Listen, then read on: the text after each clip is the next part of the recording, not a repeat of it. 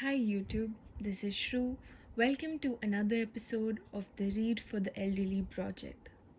Today I thought of bringing a book that inspires me every time I lose hope. Over the years, it has been many a times I've read this book. It is called My Journey, Transforming Dreams into Actions by A.P.J. Abdul Kalam. Sir was such an inspiration and enlightened being that it's hard not to like him.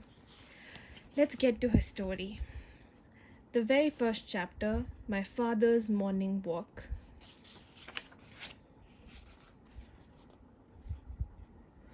For as far back as I can remember, my father Jainalabdin's day began at 4 a.m. He would be up before anyone else in the household. After saying his prayers in the breaking light of the day, he would go on for a long walk to visit his coconut grove. We lived in Rameshwaram, a small town on an island in Tamil Nadu. This being on the east coast of India.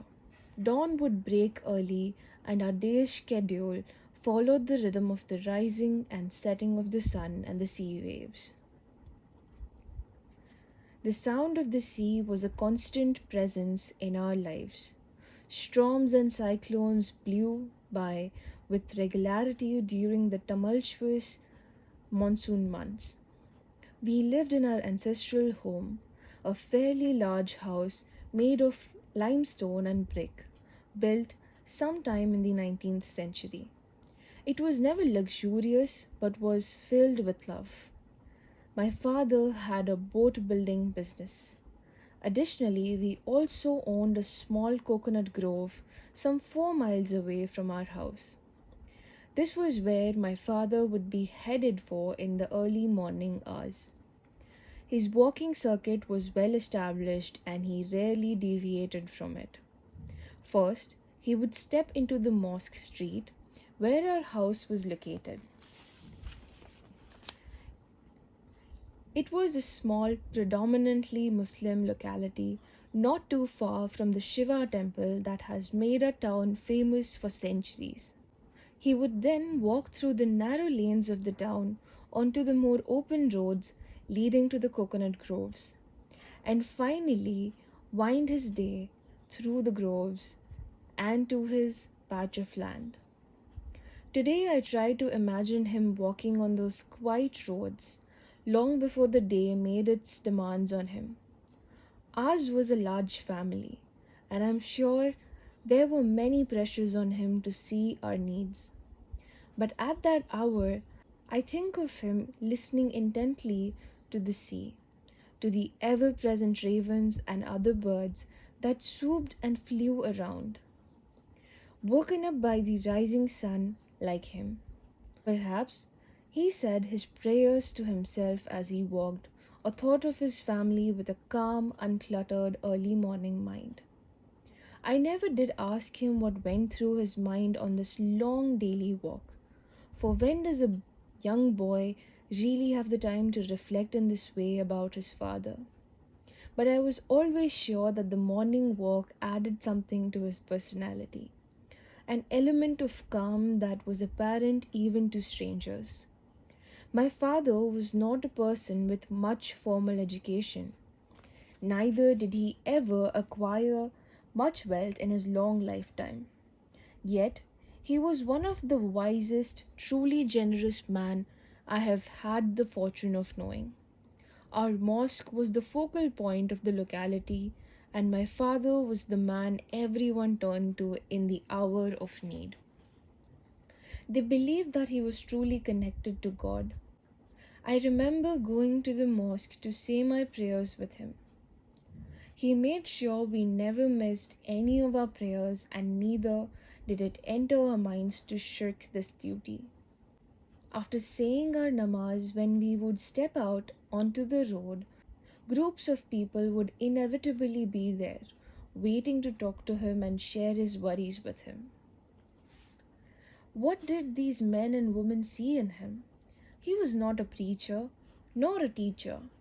He was just a man who lived by his convictions and the tenets of his religion. What did he give to them?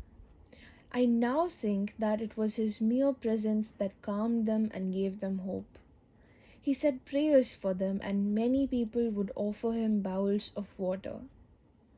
He would dip his fingertips in them and say a prayer, after which the water would be taken away to be given to the sick. Later, many of these people would come to the house and thank him for having cured their near and dear ones. Why did he do this? And where did he get the peacefulness and generosity of heart to talk to people, comfort them, and pray for them in the midst of the busyness of his own life? He was a humble boat owner. Life was certainly not easy for him. What with finding the best ways to make ends meet in a tiny temple town cut off from the mainland. Yet, never once did I see my father turn away anyone who wanted to unburden themselves by talking to him. Without doubt, he was a deeply spiritual man with some kind of connection with God. I believe his spirituality came from being a learned man. He knew the scriptures and could bring out their essential truth to even the youngest inquiring mind. When I asked questions, he would always reply and attempt to explain in a simple, straightforward Tamil. Once I asked him, "Why do these people come to you? And what do you really do for them?" His reply still stays with me nearly 5 decades later. Whenever human beings find themselves alone, as a natural reaction, they start looking for company. Whenever they are in trouble, they look for someone to help them. Every recurrent anguish, longing, and desire finds its own special helper. For the people who come to me in distress, I am but a go between their effort to ward off demonic forces with prayers and offerings. Then he went on to tell something about prayers and its power over man that still resonates despite my years in the field of scientific research. He said to look for help outside is never the final answer. One must understand the difference between a fear-ridden vision of destiny and the destiny that enables us to seek the enemy of fulfillment within ourselves. When troubles come, try to understand the relevance of your sufferings. Adversity always presents opportunities for introspection. His advice meant that in the many setbacks and defeats that destiny has handed me, I have always been able to look within for strength. I traveled far, far away from life in Rameshwaram. My journey took me to places I had never imagined visiting, from the cockpit of a fighter jet to the highest office in the nation. Yet, it was always his words that came back to me. There is a divine power that looks over us, that gently lifts us from our sadness and failures and miseries.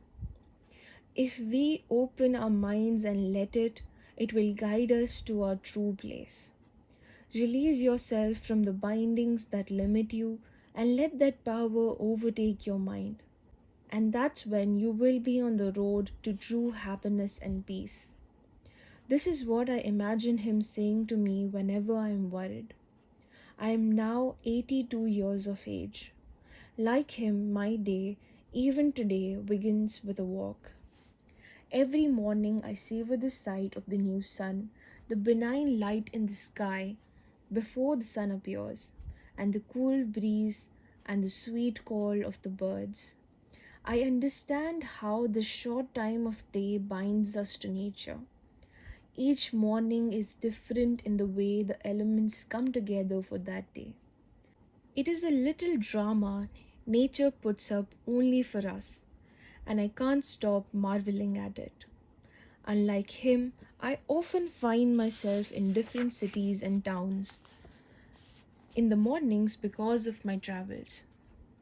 But the early morning peace and calm is the same everywhere.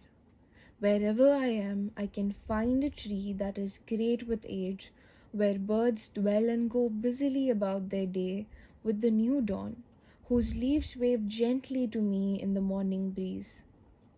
It may be a warm day or a bitterly cold, misty morning when my breath fogs the air in front of me. But this time away from the cares and worries that the rest of the day will inevitably bring means so much to me. At my home in Delhi, there is a grand old Arjuna tree.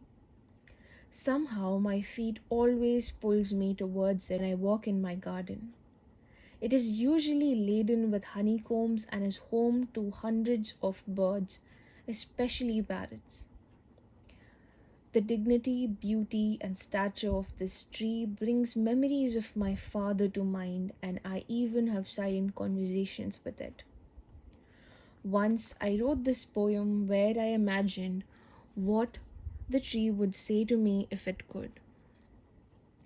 Oh, my friend Kalam, I crossed age 100 like your father and mother. Every day morning you walk an hour. I also see you on full moon nights, walking with a thinking mood. I know, my friend, the thoughts in your mind. What can I give? The great tree in my home. As I walk wherever my life has led me, I often think of my father Jainulabdin. In my mind's eye, I see a simple man who, even when he was of great age, continued to walk every morning to his coconut grove.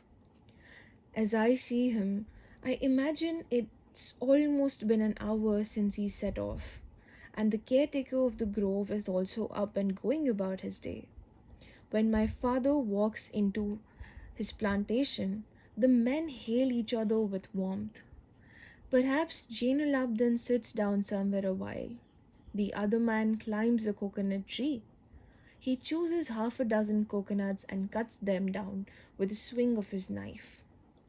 They fall with a thump to the ground. The man quickly makes his way down. Then he proceeds to tie them up together into a neat bundle. Now the two men sit companionably for a while. They discuss the state of the trees.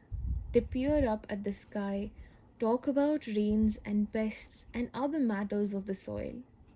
Finally, Jainulabdin picks up his bundle of coconuts, says goodbye, and begins his walk back home. He will give away a few coconut to the neighbors and others. The rest will find his way into curries and chutneys prepared by my mother. I still remember sitting down to those simple meals and enjoying immensely the smooth, creamy coconut chutney my mother placed on the leaf plate. It is a taste that has lingered in my mouth even years later, made sweeter still knowing that it contained the love of my parents and their honest hard work. That is it for today's chapter. Thank you for listening, and I'll see you another time.